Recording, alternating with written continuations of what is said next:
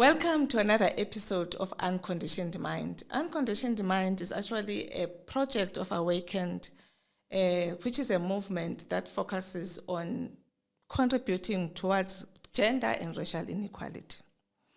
I have an exciting guest for you today, Professor Melissa Steyn.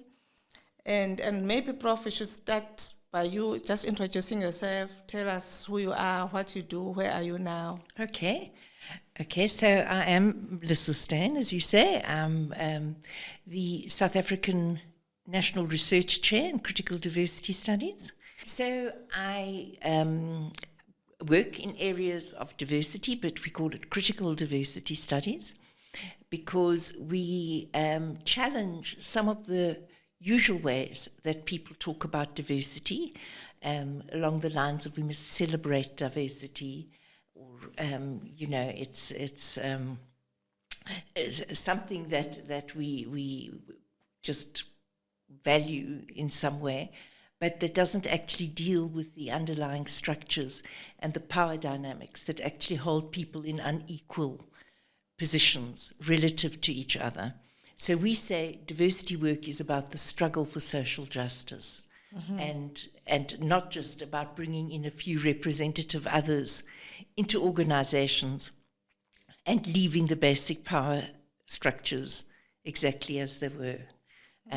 So who still controls the gatekeeping, who still controls the institutional culture, all of those kinds of things need to be challenged.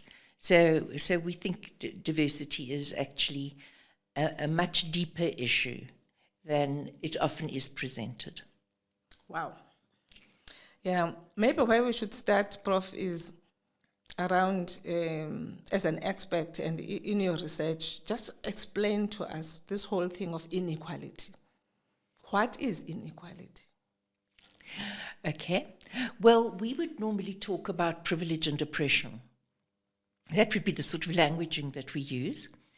And it has to do with the way in which people who gain power, gain a power advantage, tend to construct difference in such a way that it suits them, that it continues to feed into their power and continues to sap power away from those that they construct as the other.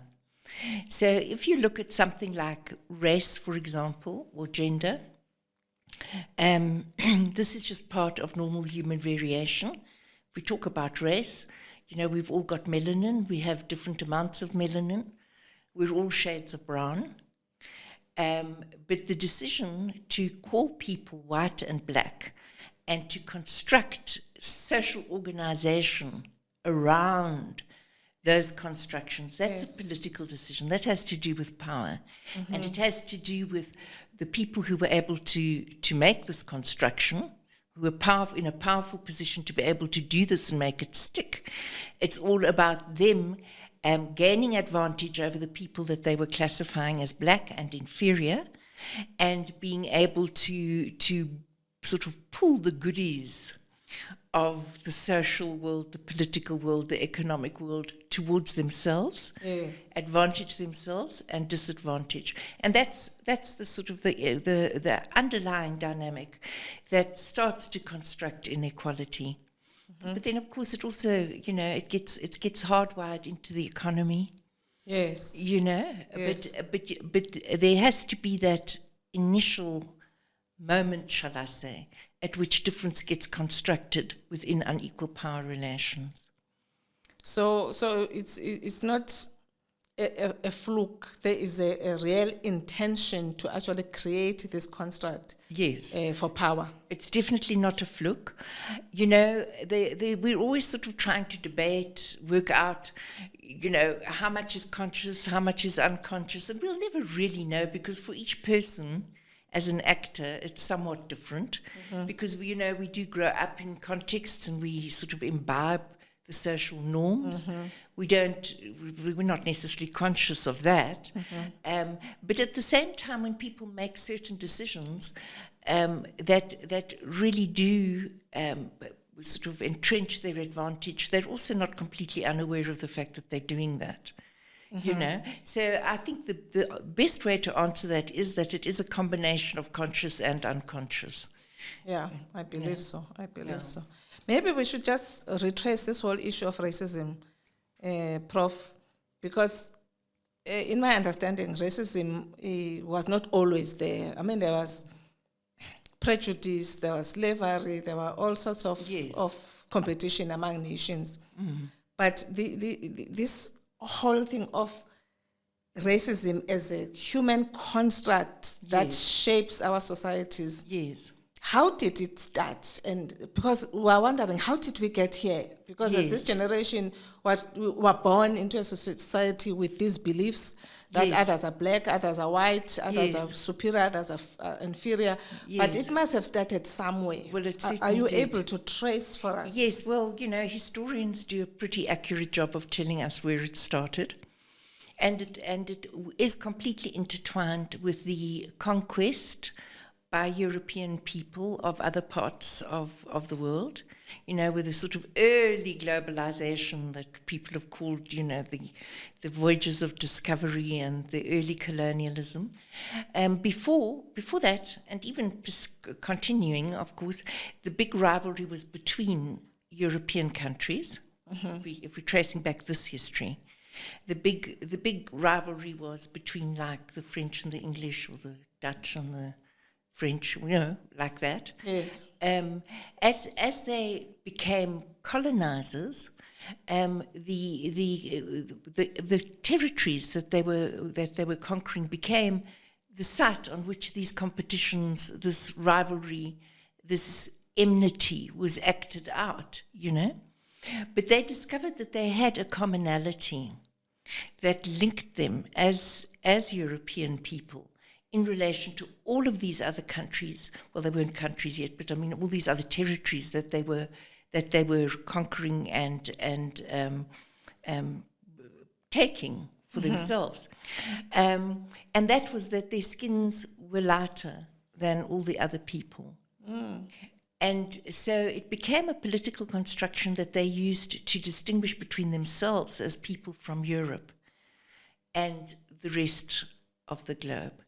And it you know, before that, there'd been slavery, there'd been all these things had happened before. But for slaves, for example, people would brand slaves so that you could, because the slaves were sort of Eastern European people taken to West Europe. And they would brand people so that if you looked at someone, you could see, this is not my equal, this is a slave. But it was almost like a gift from nature that all these other people that they were conquering looked different. That they had this noticeable difference from the Europeans in that they were dark-skinned.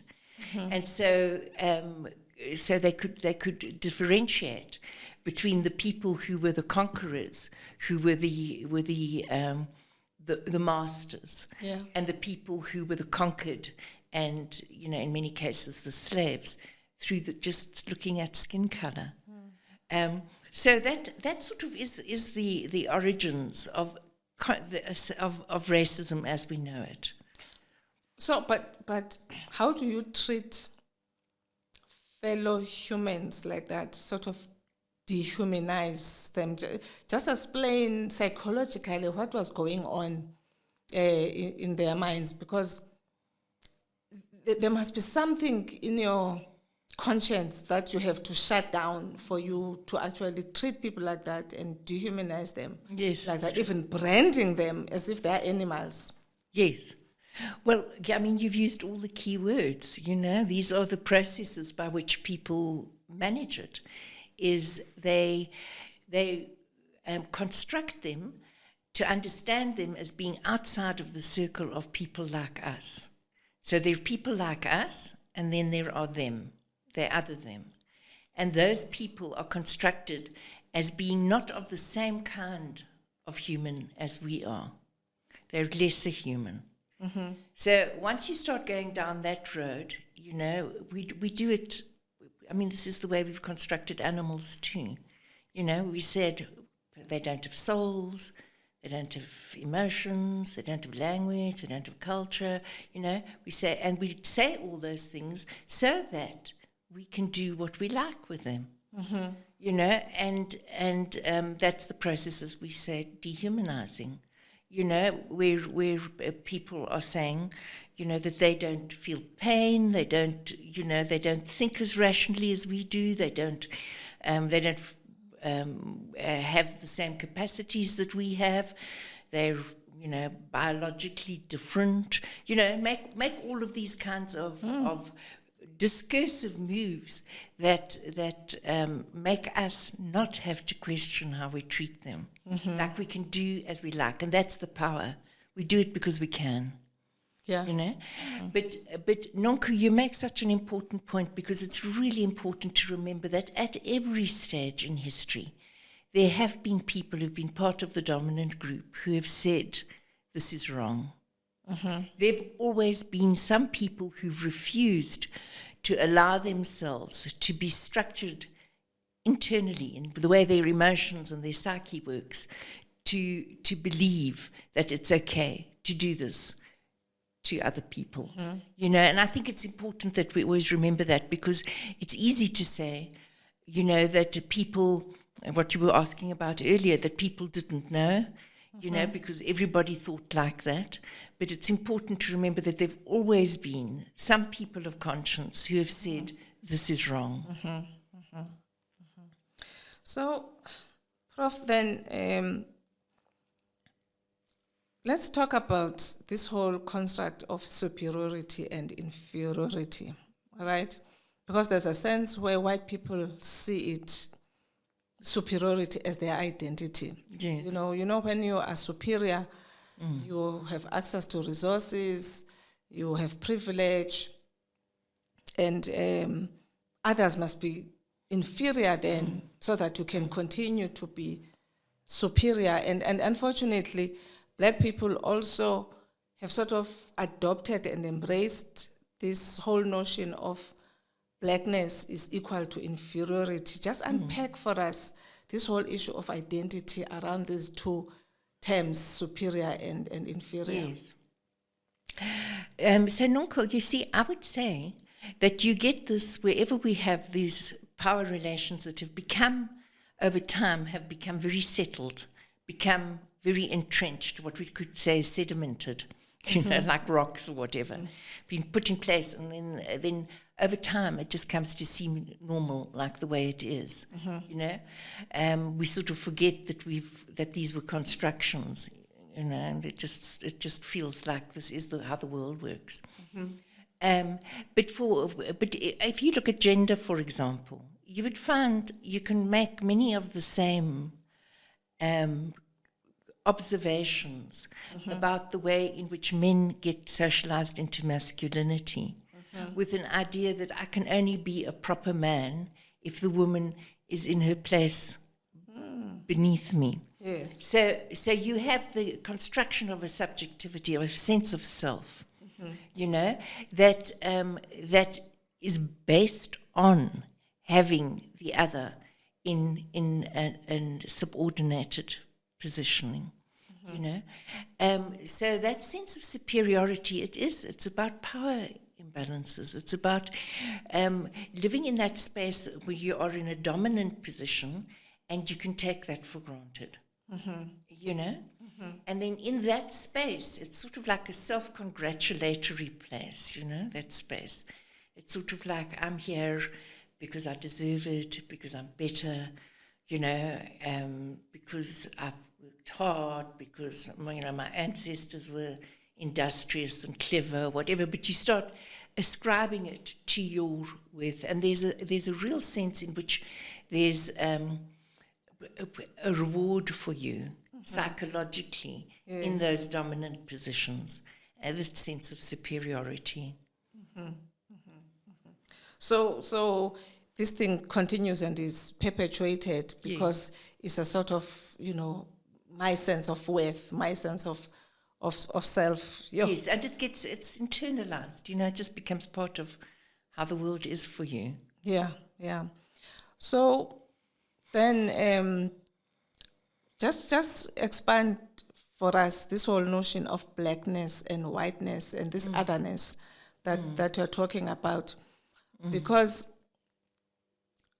until because we grow up in this society where we're socialized to think about ourselves in this way, when you talk to people from other countries, even in the continent, for instance, they say, this whole issue of blackness and whiteness, it's not even something I think about.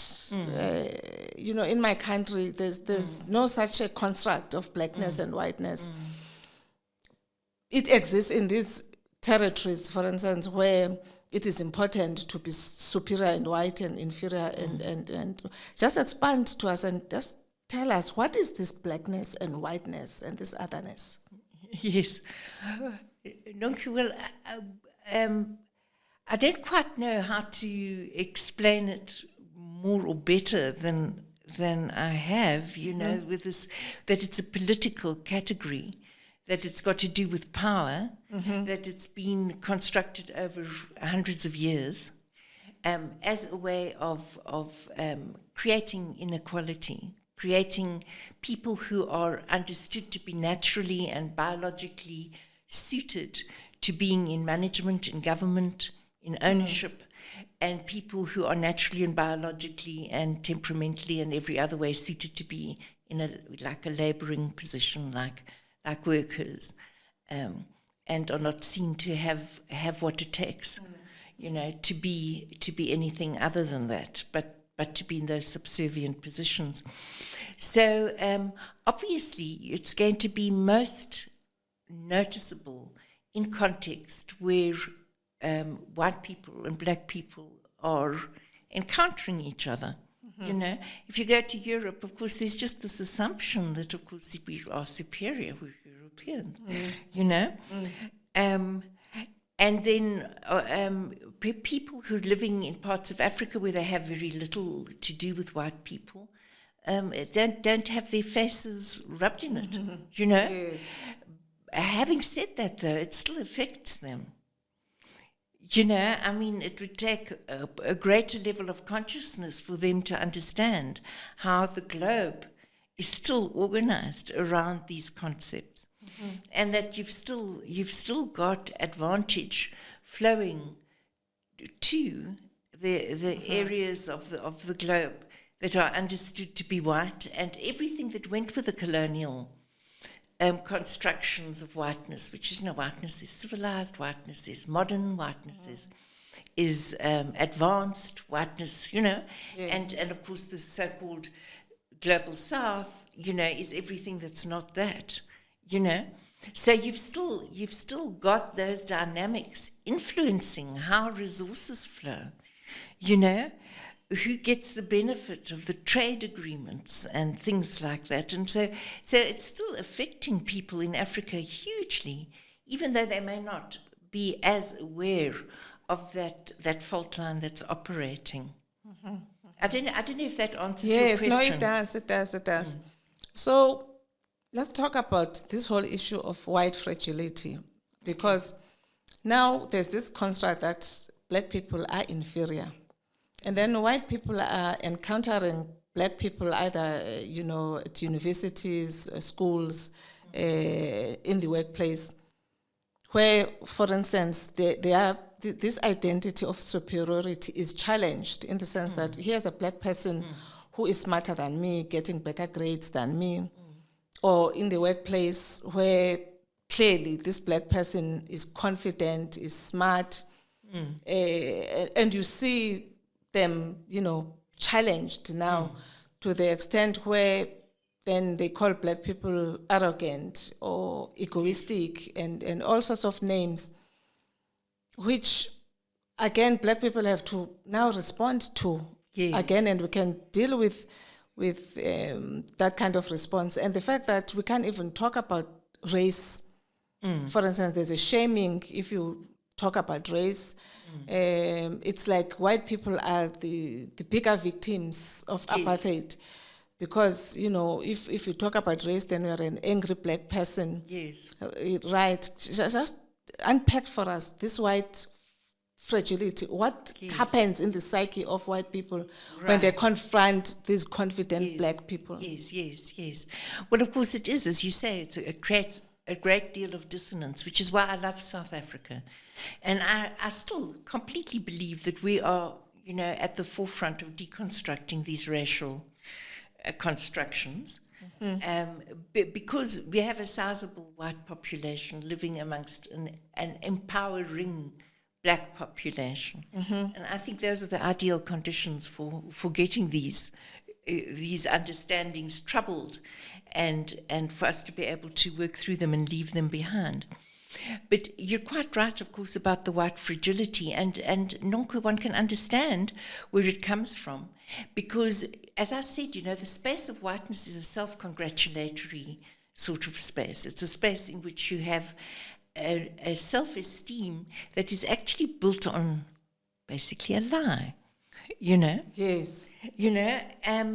And so it is fragile because the truth disrupts that. So you're encountered with the truth of the fact that, black people are just as talented, just as clever, just as capable, in every way just as wonderful as any white person could ever be, and there is this dissonance, And if you have deep assumptions, like I said, with masculinity, like I can only be a proper man if the woman is in her place, you know what I mean? So in the same way, white people have not developed the muscles to have that kind of conversation. That's the fragility. There's that sense that, it shatters your world. And you haven't got the tools, you haven't got the wherewithal to actually deal with the reality that you are facing, So who am I now? If this person is not inferior, then who am I? Who am I? Exactly that. So it's also not innocent, because you must remember, with critical diversity work, we're always understanding that these things are about struggle, So it's not innocent because there is also a way in which the construction of race, the construction of whiteness, is invested in that construction. It's invested in itself. It wants to perpetuate itself. Yes. So whiteness wants to perpetuate whiteness, And so fragility is a way of not actually dealing with the realities. Fragility is a way of saying, don't hurt me. You're hurting me, and that's unkind, that's horrible. Don't confront me with this stuff. I can't deal with it. And so then it all gets left. We don't actually have the conversations because of the fragility sort of like pushes away any genuine encounter around the issues. And in that way, the whiteness remains intact. Yes. So it is something that we have to deal with. I mean, as in our country, white South Africans have to develop the muscles. We've got to have these conversations like you and I are having today. Yes. So let's talk about how black people then respond to this whiteness and superiority, because they get into these spaces and they learn very quickly that they are not accepted and they are expected to fit into the stereotype of a black person. And when they don't fit into that stereotype, they are ostracized, they are excluded and all of that. And how black people also at some level believes this lie that as a black person you are inferior. So they choose self-abandonment, for instance, so that they fit into this stereotype, so that they are safe in these environments. And therefore the lie is perpetuated. Right. And I always ask myself, how can black people ever reach their full potential if they are forever having to diminish who they truly are, so that they fit in, so that they are accepted? Talk to me about that kind of response. Why do Yes. black people respond like that? Yes, because it's very typical of the way people do respond within these unequal power relations. I mean, if you think of gender, Yeah. women have taught themselves, maybe that's not the right way to say, they have been taught, and then have taught themselves to internalize the messages of their own place, stay in your place. And so we get the construction of the good woman. Yes, A good woman is a woman who does not challenge patriarchy. So you don't make men uncomfortable. Men are comfortable in your presence because you know exactly, what you're meant to do, and you reflect back to them their wondrousness. Yeah. That, and then you're a good woman. And that's not necessarily that women would be unhappy in that place, because you can create quite a strong positive self-image in that space. Like, you're a good mother, you're a good wife, you're a good cook, you're a good, I don't want to I don't want to sort of exaggerate or offend anybody. There's nothing wrong with being all of those things, but it is a way of reconciling yourself to your place and shaping your happiness within what you're limited to. So people can do that, But then, on the other hand, a woman who challenges patriarchy, who reflects that this is not just natural. Yeah. You're doing this because it suits you, because it gives you power. And a woman who reflects that back to men will get named terrible things. Think of how the feminist movement has been demonized. So a woman who does that is regarded as like a feminazi. People would say that sort of thing, because it takes a lot of courage, because you catch a lot of aggression and bullying, and a lot of put downs, and your life can be made very hard if you're challenging a huge power structure like patriarchy. And in the same way, you've had the construction of good blacks and cheeky blacks. Yes. Or sort of like with slavery, a good slave learned to reflect back to the master his mastery, and you would learn to be obsequious and subservient, and to perform yourself in such a way that the master felt that you were just absolutely appropriately in your place. When you get that, when the disempowered, the oppressed people start to reproduce those power relations themselves by internalizing that inferior positioning, then it works fantastically for the people in power. It works fabulously because it just rolls on. I've got an internalized sense of superiority, you've got an internalized sense of inferiority, and this works perfectly. Yeah. But of course, a black person who challenges whiteness, who does not reflect back to the master his masterliness, as we know, would be severely beaten or even killed or whatever, because you're challenging that huge power structure. So although it's not taking exactly that form as it did in slavery, it still carries penalties. But Nonku, I do think that we need to understand that South Africa is moving, and these things Talk are about not, that, but how are we moving, Prof? No, but we are. It's not as sedimented as it was before. It isn't, and so the internalized inferiority is definitely, black people are working through that. They're letting go of that. The fact that we're having this conversation as we are now today, I mean, you're this wonderful, empowered, stunning black woman, and I would be a very foolish person if I thought I was superior to you. Do you know what I'm trying to say? That is the deconstruction that is happening. You know, so we are seeing those shifts happening, and of course the big thing is because we've got the majority black population, Yes. who, whatever is wrong with our system, the people are in power, Yes. and that does make one feel differently about oneself. You know? Yes, yes. And for the white people who can't get it, they make themselves more and more irrelevant as time goes by. You know? And so this is movement. Yeah.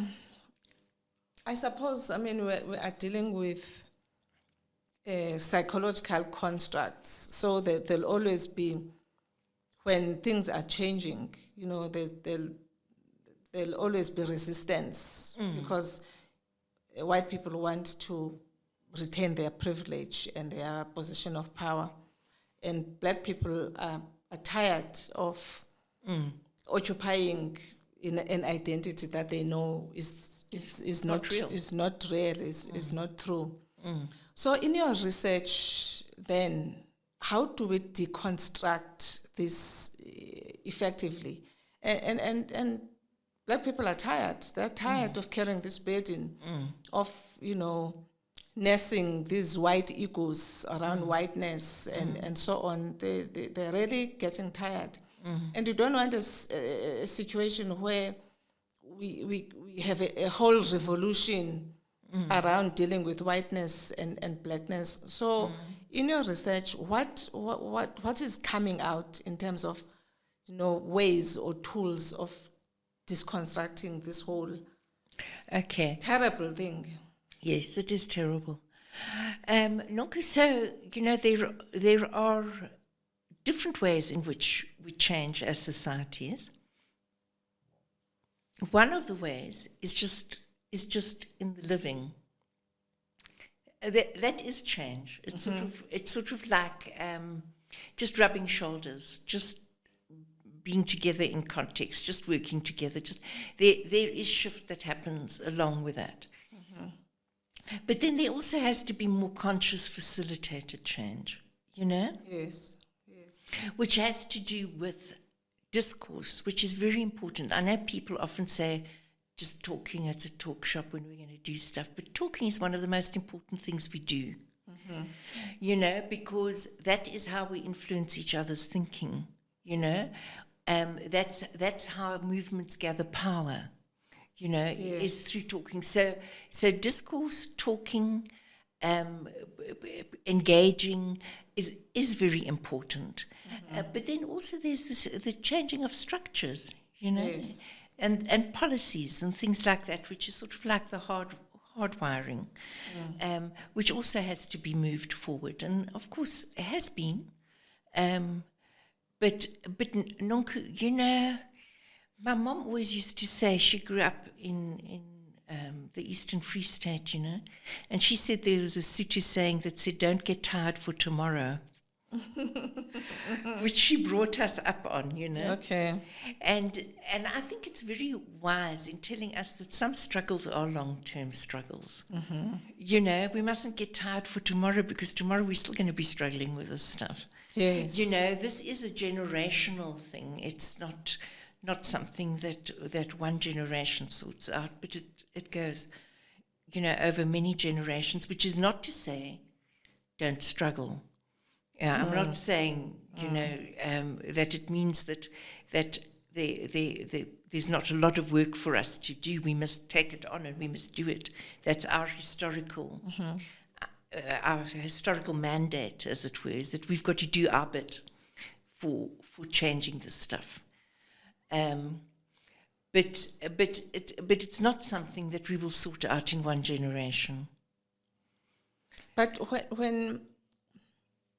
when it is all about, you know, survival, access to resources, the belief that, let alone that if black people are their true selves, I lose my identity, I don't know who I am.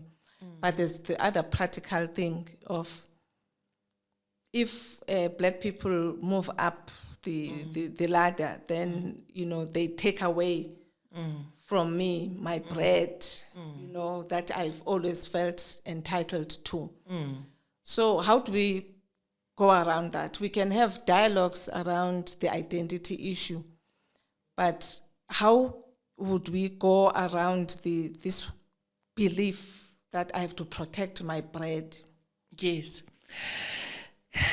So I think one of the things is that we have to stop thinking about it in terms of a zero-sum game.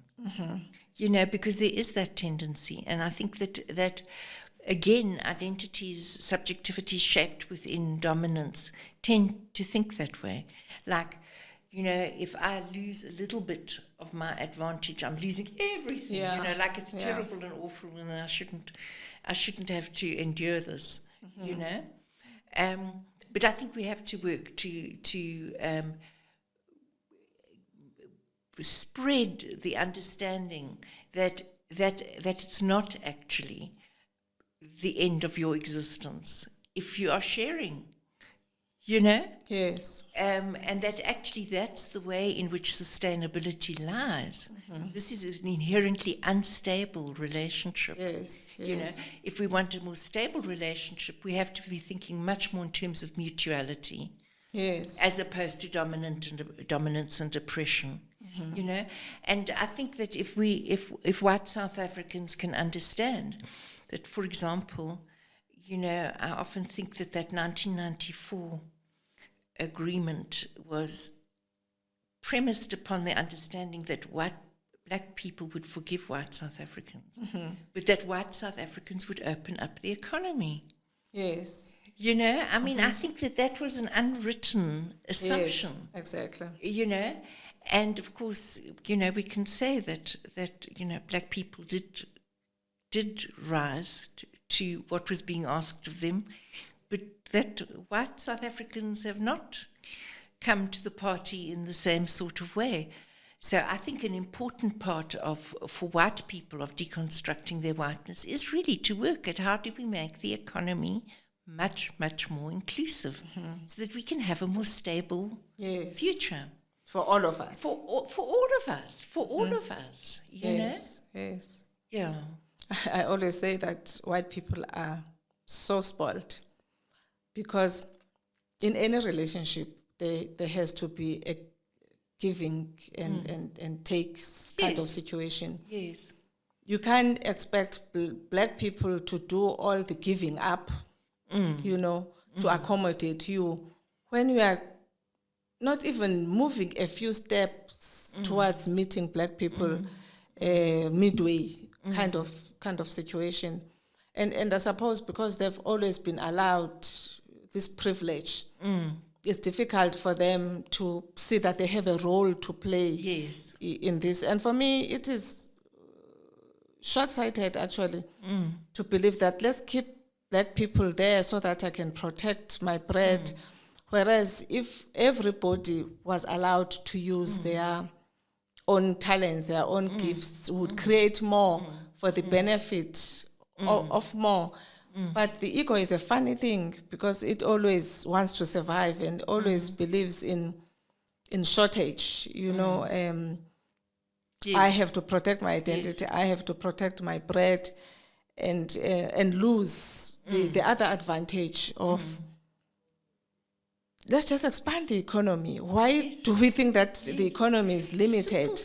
Yeah, let's just expand the economy for everybody else. Things. I'm going to put up solar. You know, who do I employ? You know, which business do I use? I mean, there are fabulous young black-owned businesses that are doing solar. Do I go out of my way to find one? Or do I just simply go with the default of using the network that I've got and feel that if I get a white person, a white-owned business, then I can be sure it's going to be good quality. You know, if I get a black-owned business, then, who knows, you know, is this thing going to work? That's the work that white people have to do. Exactly. You know? Yeah. Yes. Yeah. So, I mean, there was that whole movement of Rose Must Fall, and there's this talk of decolonization and all of that. What is that? What is decolonization? Just educate us, Prof. Oh, okay. I'll try. So, we've had the movements, the political movements that were the decolonization at a political level of the colonial territories. All right. But of course, as we know, the colonial relations continue through like what we could call neocolonialism, which is like we talked about, where the resources are still being extracted, for example, and then resources still extracted and moving to the so-called first world, where they get the major benefit from it, and we're actually not getting the benefit that we should get from our wealth in the continent. Yes. That's just an example, right?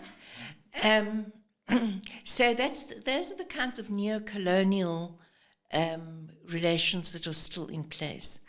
So decolonization, or decolonial thinking, deals not just with the political, but with the assumptions that had been put in place by colonial powers and colonial conquest.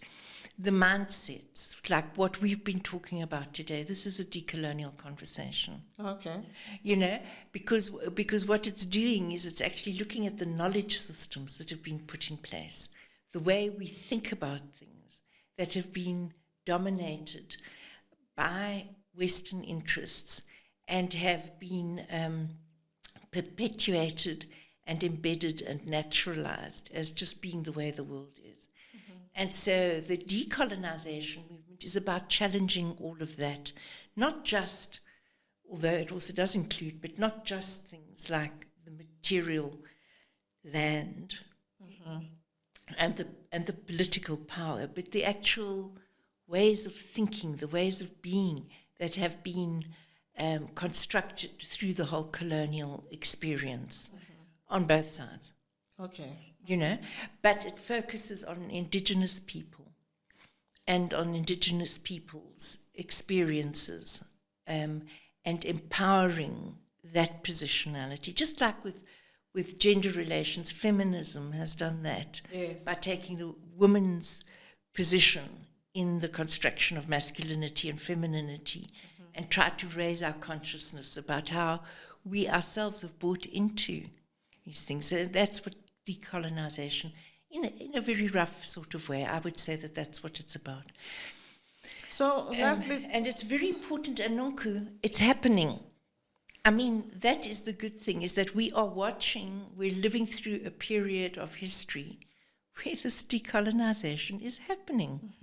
It's making progress. Real. I mean, people can be frightened of it, sort of like, oh my God, the students are going crazy, sort of thing, But they're just an expression of the age that they're living in. It's happening globally. The decolonization, in the sense that we're talking about, is happening. And the constructions that have come from colonial Euro-America, and the representatives of those places, like white South Africa, have been like representatives of that mindset, but in Africa. It's being deconstructed. Those positions are being revealed. It's being uncovered. It's not being seen anymore as untouchable. Yes. And just normal way of thinking about things. So we're living in a very exciting historical era. I think it couldn't be more exciting than to watch after 500 years of colonialism. We're living in the time where we're actually really seeing, the ways of thinking that have held this world order in place. We're seeing those ways of thinking being deconstructed and losing their power. I hope you're right, yes. Prof. I suppose when we've lived in this situation for so long, we just want to fast track this. So what can Black people and women do in this situation? Because there's this sense that we're waiting for white people to change, or men to change. If they would change, the situation of these disadvantaged groups would also change. I sort of believe that there is something that we can also do. Yes. You know, as you are saying, the whole feminism movement and all of that is some of these things that we've been using to sort of disconstruct that. But at a psychological level, for instance, how can we shed this identity of inferiority? Because for me, that would also fast track this whole disconstruction. So I would say, I mean, that is the work, Nonku. I think that, the work of getting to know your own power, owning your own power, living in your own power, refusing to buy into and to perpetuate, the ways of being, ways of thinking that construct you as inferior. That is the work. And it makes white people uncomfortable, just like it makes men very uncomfortable. It also does, in some ways, constellate backlash, which we've seen globally, the backlash against the advances that we've made in this kind of diversity work, but we have to ride that. We have to ride that because, well, I believe history's on our side. Yes. I think that that it creates a certain sense of urgency for people to change, and I think they need that. So some people are going to really withdraw and become very defensive and go back into that sort of the Make America Great Again, which is like that position, how can we get back to where, white men were on top of everything and everything was wonderful, but we aren't going to go back there. I don't believe it. We're not going to go back there. We've made too much progress. We've made too much progress. People have seen through it all, and so they can cause trouble for us, but ultimately we're on the right side of the struggle. Thank you so much, Prof, which is why I believe that it is our responsibility as women and black people to, focus on ourselves and release ourselves from these beliefs. Yes. Because unfortunately, beliefs do create our own reality. If you continue believing you are inferior as a woman or as a black person, you continue to perpetuate this, and I think there is a responsibility for us in this whole struggle. But there's this sense of this, again, what we spoke about, this sense of safety and security, as long as white people still hold the power around the economics, that's where this difficulty comes in, where black people and women, actually, because men are still in power in most cases. That's where people just opt for this self-abandonment, which doesn't help and holds us back. But thank you very much, Prof. This has been a wonderful discussion, and I know that we've got to continue these dialogues, as you've been saying. We had that dialogue last year, and for me it was the beginning of this engagement and these dialogues that need to take place around this topic for us to fast track this transformation and change of our society, so that our children don't have to deal with these things that we, as this generation, have been dealing with. Yes. Thank you very much, Prof. It's my great pleasure, Nonku, and I look forward to future conversations. Thank you.